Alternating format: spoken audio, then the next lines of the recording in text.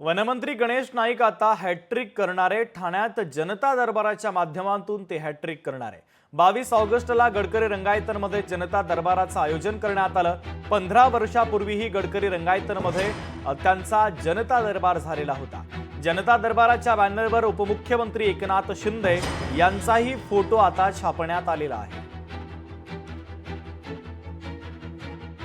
ठाण्याच्या राजकारणात आता पुन्हा एकदा जनता दरबारच्या माध्यमातून हॅट्रिक केली जात आहे. ते गणेश नाईकांच्या माध्यमातून. गणेश नाईक 22 तारखेला जनता दरबार भरवत आहेत. ते म्हणजे राम गणेश गडकरी रंगायतन या ठिकाणी हा जनता दरबार 22 तारखेला सकाळी 10:30 वाजता आयोजित केला आहे.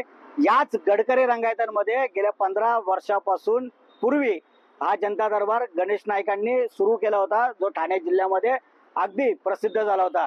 याच जनता दरबारचा आता बॅनर सध्या चर्चेचा विषय ठरत आहे. या हॅट्रिक साधणाऱ्या जनता दरबार मध्ये गणेश नाईक आता नेमकं काय सुतोवाच करतात ते देखील महत्वाचं ठरणार आहे.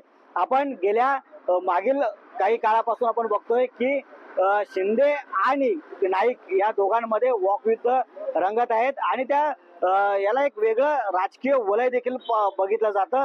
त्यामुळे शहराच्या लेवलला हॅट्रिक साधताना गणेश नाईक आता कुठल्या पद्धतीने राजकीय सूत्र फिरवत आहेत हे पाहणं आता महत्वाचं ठरणार आहे. मनीष गांगुर्डे, लोकशाही मराठी, ठाणे. लोकशाही मराठी ऐका, पहा, जागरूक रहा.